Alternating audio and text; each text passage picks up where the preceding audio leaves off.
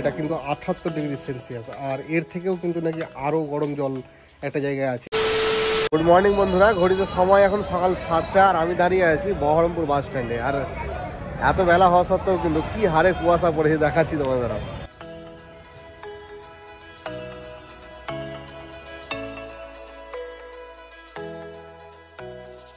কুয়াশা আছে থাক, তাতে কোনো অসুবিধা নেই আমাদের। আজকে কিন্তু আবারও বেরিয়ে পড়েছি এক আশ্চর্য সৃষ্টি দেখতে। চলো সেই উদ্দেশ্যেই এবার রওনা দিই আমরা।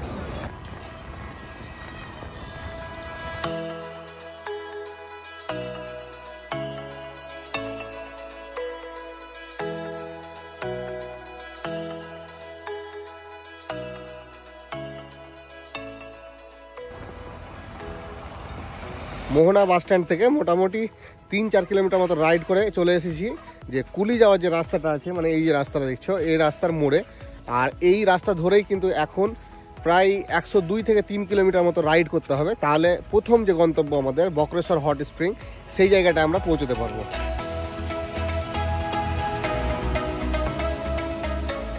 আর আজকে কিন্তু সেই লেভেলের কুয়াশা পড়েছে, তোমরা বুঝতেই পারছো কতটা মানে ফগি ওয়েদার। আর আস্তে আস্তে স্কুটি রাইড করতে হবে, দেখি এখন কতক্ষণ সময় লাগে। আর এই রাস্তাটাও আমাদের কাছে নতুন, জানাও নেই যে রাস্তার মানে পরিস্থিতি কেমন আছে। চলো দেখি কতক্ষণ সময় লাগে, তোমাদের জানিয়ে রাখবো সে ব্যাপারটাও।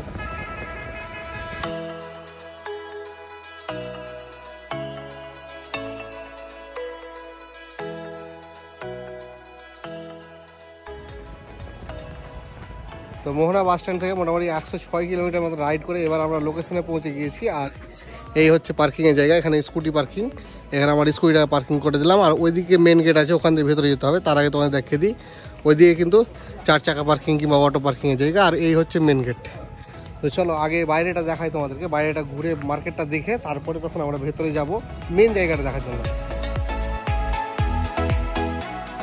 এই যে পিছন দিয়ে দেখছো, এটাই হচ্ছে মেন রাস্তা ধরে মেন গেট। আর এই গেট দিয়ে ঢুকে যেতে হবে, ঢুকে এই রাস্তা বরাবর হাঁটতে হবে, মানে বেশ কিছুক্ষণ হাঁটতে হবে, 5 মিনিট মতো। তাহলে কিন্তু যে উষ্ণ প্রশমনের যে মেন দরজা সেটা আমরা পেয়ে যাবো। এই উষ্ণ প্রশমন যাওয়ার রাস্তায় এই সাইডে দেখো এরকম অনেক স্টল বসে আছে এখন, আর এদিকে ভাতের হোটেলও আছে।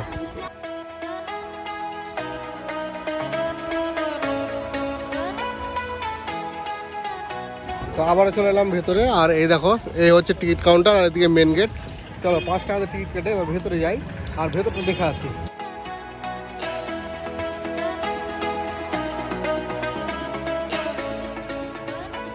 5 টাকা দিয়ে টিকিট কেটে ঢুকে পড়েছি। আর এই পিছনে দেখছো এটাই হচ্ছে মেন গেট, এখান দিয়ে ঢুকলাম আমরা। আর এই জায়গাটায় কিন্তু লেখা আছে যে এর ভেতরে কি কি দেখা যাবে না যাবে। আর এই হচ্ছে ভেতরের অবস্থা। মেন গেট দিয়ে আসার পরে একটুখানি হেঁটে এলাম, এসে কিন্তু এই দেখো এখানে একটা স্নানের পুকুর আছে, এখানে সবাই স্নান করছে এই জলেই। আর এই হচ্ছে ঘাট, বাঁধানো ঘাট। আর এখানে এই দেওয়ালটা দেখো কি সুন্দর নকশা করা আছে। আর আজকে কিন্তু সেই লেভেলে রোদ উঠেছে, আমি ওই জন্য একটা ছাতা এনেছি, ছাতা ধরার লোকও এনেছে। এই ছাতাটা ধরে আবার দাঁড়িয়ে থাকবো। এতক্ষণ যে জলাশয়টার কাছে ছিলাম সেখানে কিন্তু স্নানের জল আছে, আর সেই জলটা তুলনামূলকভাবে ঠান্ডা, মানে সেরকম ঠান্ডা না হলে তুলনামূলকভাবে ঠান্ডা এবং স্নানের যোগ্য। আর এখন যে পুকুরটা তোমাদেরকে দেখাবো এটা কিন্তু গরম জলের পুকুর। এই দেখো এখানে জল কিন্তু মানে ফুটন্ত অবস্থায় আছে, অতটা বোঝা যাচ্ছে না, আমি কাছে যাচ্ছি তোমাদের দেখাচ্ছি।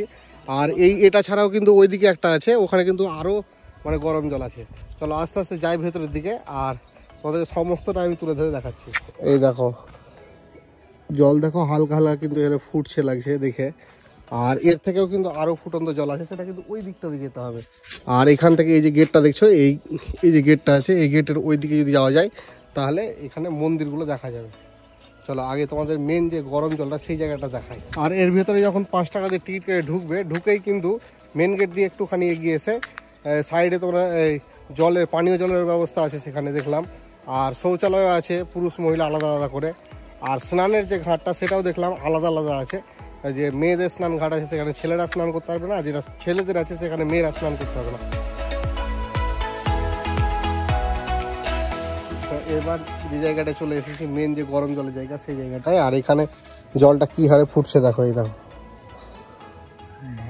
আর এখানে হ্যাঁ গরমও কিন্তু বেশ আছে, এই দেখো জল ফুটছে, অনেকগুলো কিন্তু ভাতের চালের দানা পড়ে আছে, ভাত হয়ে গেছে, চাল আর চাল নেই, ভাত হয়ে গেছে। আর এই যে জায়গাটা দাঁড়িয়ে আছি এখানে কিন্তু বেশ গরমও লাগছে, এমনিতে রোদ আছে গরম, তার উপরে এটার জন্যও কিন্তু অনেকটা তাপ আসছে জায়গাটা। এই জলটা দেখালাম গরম জল, এটা কিন্তু 78 ডিগ্রি সেলসিয়াস, আর এর থেকেও কিন্তু নাকি আরও গরম জল একটা জায়গায় আছে, সেটা এবার দেখে আসি। এর আগের বার এসেছিলাম তখন সেটা কিন্তু দেখতে পাইনি, আর সেটা যাওয়ার জন্য নাকি এই যে গেটটা আছে এই গেট দিয়ে বেরিয়ে বাইরে দেখতে হবে, চলো সেটাও দেখে আসি। এই দেখো এই জায়গাটা দেখো, ভাপ উঠছে তাও। এই জায়গাটা রয়েছে সব থেকে বেশি গরম জল আর কি, এই জায়গাটায় 80 ডিগ্রি সেলসিয়াস বলছে এখানে। আর ঠিক এর পাশে কিন্তু এই যে রাস্তাটা আছে এদিক দিয়ে চলে গেলে কিন্তু তোমরা বাইরে চলে যেতে পারবে, আর যারা মন্দির দেখবো তারা কিন্তু এদিক দিয়ে যেতে হবে।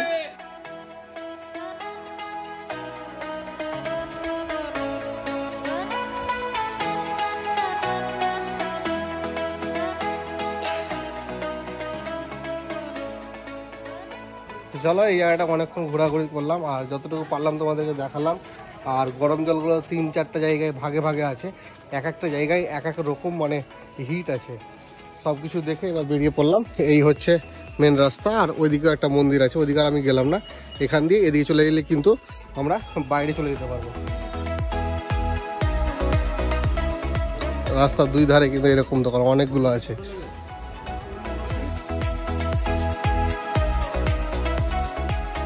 সকালে যখন বহরমপুর থেকে বেরিয়েছিলাম কি হারে কুয়াশা পড়েছিল, আর এখন মানে রোদের এতটাই টেম্পার যে ছাতা নিয়ে ব্লগিং করতে হচ্ছে। কি অবস্থা, ওয়েদার কখন যে কি থাকবে বলা মুশকিল। আর এবার এখান থেকে কিন্তু আরও দারুণ একটা জায়গায় যাবো আমরা, সেটা হচ্ছে মামা ভাগ্নে পাহাড়। আর এখান থেকে দূরত্ব হচ্ছে ওই 13 কিলোমিটার মতো।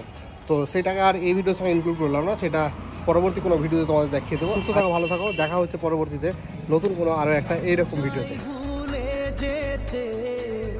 মন চাই ব্যথা পেতে, তাই